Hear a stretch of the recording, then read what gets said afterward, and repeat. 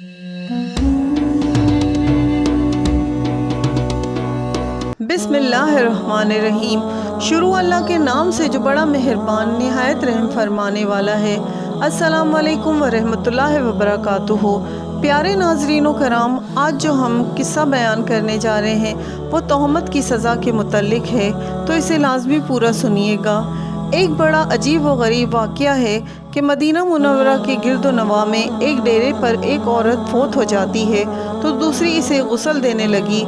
जो गुस्ल दे रही थी, जब इसका हाथ मरी हुई औरत की रान पर पहुंचा तो इसकी ज़बान से निकल गया, मेरी बहनों जो 2-4 बैठी हुई थी, ये जो औरत आज मर गई है इसके तो फला आदमी के साथ ख़राब ताल्लुकात थे।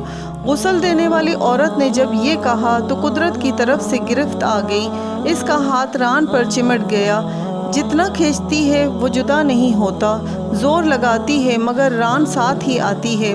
देर लग गई। मैयत के वर्सा कहने लगे, बीबी जल्दी गुस्ल दो, शाम होने वाली है, हमको जनाजा पढ़कर इसको दफनाना भी है। वो कहने लगी कि मैं तो तुम्हारे मुर्दे को छोड़ती हूँ मगर वो मुझे नहीं छोड़ता।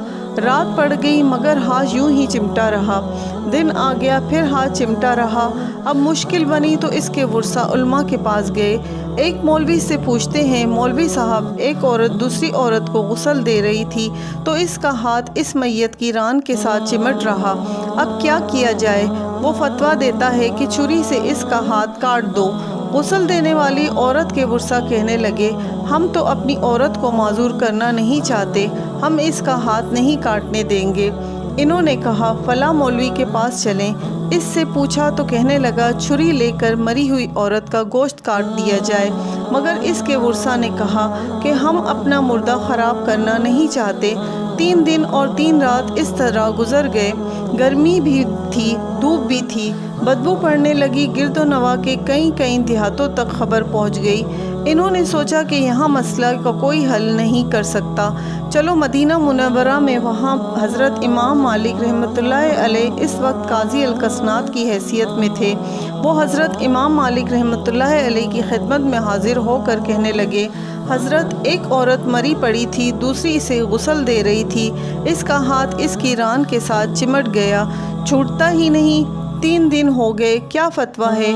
इमाम मालिक रहमतुल्लाहि अलैह ने फरमाया, वहाँ मुझे ले चलो। वहाँ पहुँचे और चादर की आड़ में पर्दे के अंदर खड़े होकर गुस्ल देने वाली औरत से पूछा, बीबी, जब तेरा हाथ चिमटा था तो तूने ज़बान से कोई बात तो नहीं कही थी?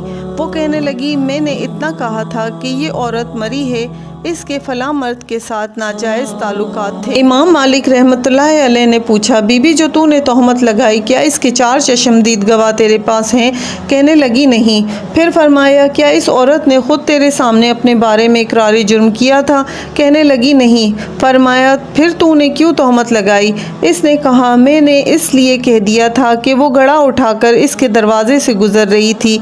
ये सुनकर इमाम मालिक रहमतुल्लाहि अलैह ने वहीं खड़े होकर पूरे कुरान में नज़र दौड़ाई। फिर फरमाने लगे, कुरान पाक में आता है, जो औरतों पर नाजायज़ तोहमतें लगाते हैं फिर इनके पास 4 गवाह नहीं होते तो इनकी सज़ा है कि इनको 80 कोड़े मारे जाएं। तूने एक मुर्दा औरत पर तोहमत लगाई, तेरे पास कोई गवाह ना था। मैं इस वक्त का काजी अल-कसनात हुक्म करता हूँ, जल्लादों से मारना शुरू कर दो। जल्लादों ने इसे मारना शुरू कर दिया। वो कोड़े मारे जा रहे हैं। 70 कोड़े मारे मगर हाथ यूं ही चिमटा रहा। 75 कोड़े मारे गए मगर हाथ फिर भी यूं ही चिमटा रहा। 79 कोड़े मारे तो हाथ फिर भी ना छूटा। जब 80वां कोड़ा लगा तो इसका हाथ खुद ब खुद छूट कर जुदा हो गया। वीडियो पसंद आई हो तो लाइक, शेयर, सब्सक्राइब लाजमी कीजिएगा।